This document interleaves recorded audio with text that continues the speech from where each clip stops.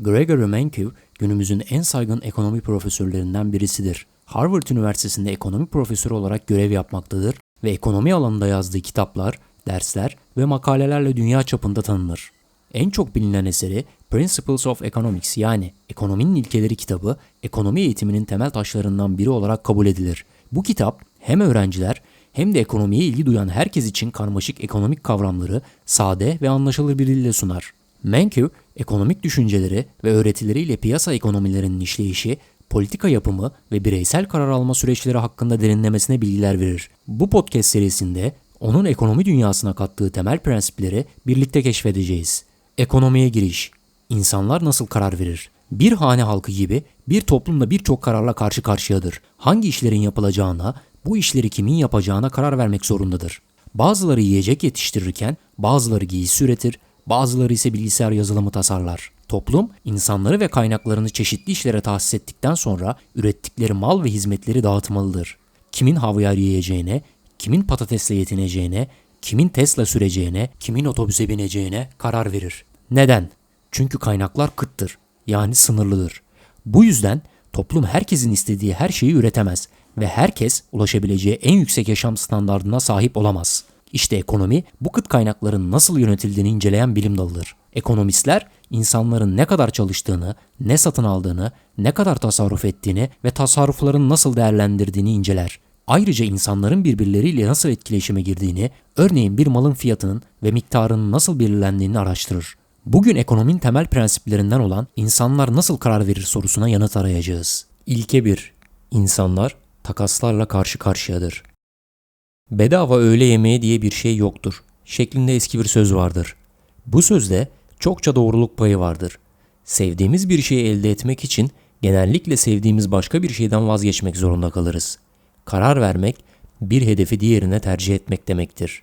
Bir öğrenciyi düşünelim. En değerli kaynağı olan zamanını nasıl harcayacağına karar vermelidir. Tüm zamanını ekonomi çalışmaya ayırabilir veya psikoloji çalışmaya harcayabilir. Ya da bu iki alan arasında bölebilir. Bir konuda çalıştığı her saat için diğer konuyu çalışmak üzere kullanabileceği bir saatinden vazgeçmiş olur. Ayrıca çalışmaya ayırdığı her saat için o saatte kestirebileceği, bisiklete binebileceği, televizyon izleyebileceği ya da ek harçlık kazanmak için yarı zamanlı işinde çalışabileceği bir saatten de vazgeçmiş olur. Aile gelirlerini nasıl harcayacaklarına karar veren ebeveynleri düşünelim. Yiyecek, giysi ya da aile tatili için harcama yapabilirler. Ya da ailenin gelirinden bir kısmını emeklilik ya da çocukların üniversite eğitimi için biriktirebilirler. Bu mallardan birine ekstra $1 harcadıklarında başka bir mal için harcayacakları $1 azalır. İnsanlar toplumlar halinde bir araya geldiğinde farklı türde takaslarla karşılaşırlar. Klasik bir takas örneği silahlar ve tereyağıdır. Bir toplum yabancı saldırganlardan korunmak için ulusal savunmaya yani silahlara ne kadar çok harcama yaparsa evde yaşam standardını yükseltmek için tüketim mallarına yani tereyağına o kadar az harcama yapabilir. Modern toplumlarda önemli bir diğer takas ise temiz bir çevre ile yüksek gelir seviyesi arasındadır. Firmaların kirliliği azaltmasını zorunlu kılan yasalar mal ve hizmet üretim maliyetlerini artırır. Bu yüksek maliyetler nedeniyle firmalar daha az kar eder, daha düşük ücret öder, daha yüksek fiyat talep eder veya bunların bir kombinasyonunu yaşarlar. Böylelikle kirliliği azaltan düzenlemeler, daha temiz bir çevre ve bunun getirdiği daha iyi sağlık faydası sağlarken firmaların sahipleri, çalışanları ve müşterilerin gelirlerini azaltma maliyetini de beraberinde getirir. Toplumun karşılaştığı bir diğer takas ise verimlilik ile eşitlik arasındadır. Verimlilik, toplumun kıt kaynaklarından maksimum fayda sağlaması anlamına gelir. Eşitlik ise bu faydaların toplum üyeleri arasında eşit dağıtılması demektir. Başka bir deyişle verimlilik ekonomik pastanın büyüklüğünü, eşitlik ise pastanın dilimlere nasıl bölündüğünü ifade eder. Hükümet politikaları tasarlanırken bu iki hedef çoğu zaman çelişir. Örneğin ekonomik refahın dağılımını eşitlemeye yönelik politikaları ele alalım. Sosyal yardım sistemi veya işsizlik sigortası gibi bazı politikalar toplumun en çok ihtiyacı olan üyelerine yardım etmeye çalışır. Diğerleri yani bireysel gelir vergileri finansal olarak başarılı olanlardan ihtiyaç sahibi olan diğerlerine göre daha fazla katkı ister. Bu politikalar daha fazla eşitlik sağlarken verimliliği azaltır. Hükümet zenginlerden fakirlere gelir transfer ettiğinde çalışmanın karşılığını azaltır. Sonuç olarak insanlar daha az çalışır, daha az mal ve hizmet üretir. Yani hükümet ekonomik pastayı daha eşit dilimlere bölmeye çalıştığında pasta küçülür. İnsanların takaslarla karşı karşıya olduğunu bilmek, onların ne karar vereceğini ya da vermesi gerektiğini tek başına söylemez. Bir öğrenci psikoloji çalışmayı bırakıp sadece ekonomi çalışmak için daha fazla zamanı olsun diye bunu yapmamalıdır. Toplum, çevre koruma düzenlemeleri yaşam standardımızı azaltıyor diye çevreyi korumayı bırakmamalıdır. Fakirlere yardım etmek iş teşviklerini bozuyor diye onlar görmezden gelinmemelidir. Ancak insanlar ellerindeki seçenekleri anladıkları zaman daha iyi kararlar verme ihtimalleri de artar. İlke 2. Bir şeyin maliyeti onu elde etmek için vazgeçtiğiniz şeydir. İnsanlar takaslarla karşı karşıya olduğu için karar vermek, alternatif eylem yollarının maliyet ve faydalarını karşılaştırmayı gerektirir. Ancak birçok durumda bir eylemin maliyeti ilk bakışta göründüğü kadar açık olmayabilir. Örneğin, üniversiteye gitme kararını düşünelim. Bunun ana faydaları entelektüel gelişim ve hayat boyunca daha iyi iş fırsatlarına sahip olma imkanıdır. Peki üniversiteye gitmenin maliyetleri nelerdir? Bu soruya cevap verirken öğrenim ücretine, kitaplara, yatakhane ve yemek giderlerine harcadığınız parayı toplamak doğru olur. Ancak bu toplam üniversiteye gitmek için gerçekten vazgeçtiğiniz şeyleri tam olarak yansıtmaz. Bu hesaplamada iki sorun vardır. Birincisi, üniversiteye gitmenin gerçek maliyetleri olmayan bazı şeyleri de içerir. Okulu bırakmış olsanız bile uyumak için bir yere ve yemek yemeye ihtiyacınız vardır. Yatakhane ve yemek masrafları sadece üniversitede diğer yerlere göre daha pahalıysa üniversiteye gitmenin maliyeti sayılır. İkincisi, bu hesaplama üniversiteye gitmenin en büyük maliyetini göz ardı eder. Yani zamanınızı. Bir yıl boyunca ders dinleyip, ders kitapları okuyup, ödev yazarken bu zamanlarda işte çalışarak para kazanamazsınız. Çoğu öğrencinin okula gitmek için vazgeçtikleri gelir, eğitimlerin en büyük maliyetidir. Bir şeyin fırsat maliyeti, o şeyi elde etmek için vazgeçtiğimiz şeydir. Herhangi bir karar verirken, karar vericiler her eylemin beraberinde getirdiği fırsat maliyetlerinin farkında olmalıdır. Aslında genellikle farkındadırlar. Okulu bırakıp profesyonel spor oynayarak milyonlar kazanabilecek üniversite sporcuları, okula gitmenin fırsat maliyetinin çok yüksek olduğunun bilincindedir. Bu nedenle üniversite eğitiminin faydasının maliyetine değmediğine karar vermeleri şaşırtıcı değildir. İlke 3. Mantıklı insanlar marjda düşünür. Ekonomistler genellikle insanların rasyonel olduğunu varsayar. Rasyonel insanlar mevcut fırsatlar doğrultusunda sistematik ve bilinçli bir şekilde amaçlarına ulaşmak için ellerinden gelenin en iyisini yaparlar. Ekonomi okurken kârı en üst düzeye çıkarmak için kaç işçi çalıştıracağına ve ürününden ne kadar üretip satacağına karar veren firmalarla karşılaşacaksınız.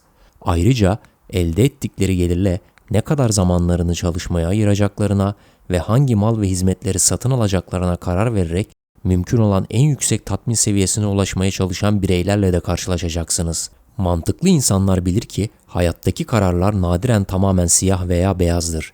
Genellikle gri tonlarını içerir. Akşam yemeğinde karşılaştığınız soru, oruç mu tutmalıyım yoksa tıka basa mı yemeliyim değildir. Daha çok o patates püresinden bir kaşık daha almalı mıyım diye düşünürsünüz. Sınav zamanı geldiğinde de kararınız sınavları tamamen boşlamak mı yoksa günde 24 saat çalışmak mı değildir. Daha çok televizyon izlemek yerine notlarımı gözden geçirmek için fazladan 1 saat ayırmalı mıyım sorusudur. Ekonomistler bu tür küçük kademeli ayarlamaları tanımlamak için marjinal değişim kavramını kullanırlar. Marj kelimesinin kenar anlamına geldiğini unutmayın. Yani marjinal değişiklikler yapmakta olduğunuz şeyin kenarında yapılan küçük ayarlamalardır. Mantıklı insanlar genellikle kararlarını marjinal faydaları ve marjinal maliyetleri karşılaştırarak verirler. Diyelim ki bir arkadaşınızı cep telefonuyla aramayı düşünüyorsunuz. Onunla 10 dakika konuşmanın size yaklaşık 7 dolar değerinde bir fayda sağlayacağını varsayalım. Cep telefonu hizmetiniz size ayda sabit 40 dolara mal oluyor ve yaptığınız her dakika görüşme için 50 sent ödüyorsunuz. Genelde ayda 100 dakika konuşuyorsunuz. Yani toplam aylık faturanız 90 dolar. Bu koşullarda aramalı mısınız? Şöyle düşünmek cazip gelebilir. Ayda 100 dakika konuşma için 90 dolar ödediğime göre telefondaki her dakikanın ortalama maliyeti 90 sent olur. O halde 10 dakikalık görüşme bana 9 dolara mal olur. Çünkü bu 9 dolarlık maliyet elde edeceğim 7 dolarlık faydadan daha fazla. Bu yüzden aramayı yapmayacağım. Ancak bu sonuç yanlıştır. Çünkü 10 dakikalık görüşmenin ortalama maliyeti 9 dolar olsa da marjinal maliyeti Yani bu ekstra arama yaptığınızda faturanıza eklenecek miktar yalnızca 5 dolardır. Doğru kararı ancak marjinal fayda ile marjinal maliyeti karşılaştırarak verebilirsiniz. Marjinal fayda olan 7 dolar, marjinal maliyet olan 5 dolardan daha büyük olduğu için aramayı yapmalısınız. İnsanlar bunu sezgisel olarak da anlar. Örneğin sınırsız dakika paketi olan cep telefonu kullanıcıları çoğu zaman uzun ve gereksiz aramalar yapmaya meyillidir.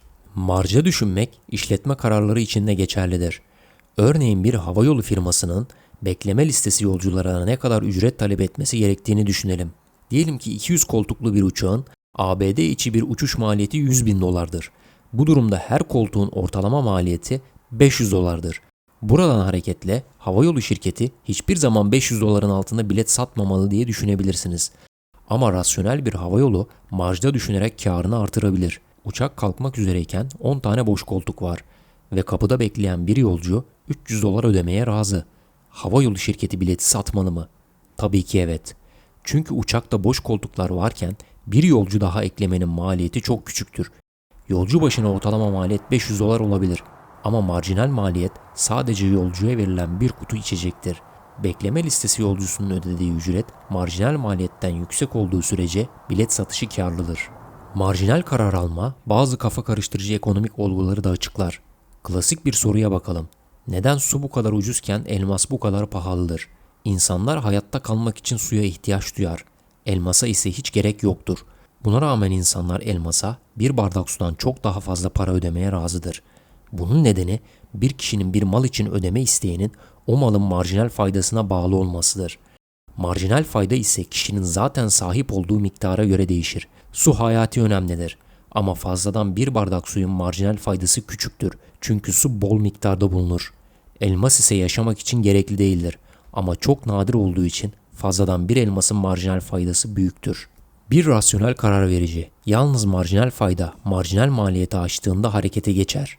Bu ilke insanların cep telefonlarını neden bu kadar çok kullandıklarını, hava yollarının neden ortalama maliyetinin altında bilet sattığını ve insanların neden suya göre elmasa daha çok para ödemeye razı olduklarını açıklar. Marjda düşünmenin mantığına alışmak biraz zaman alabilir.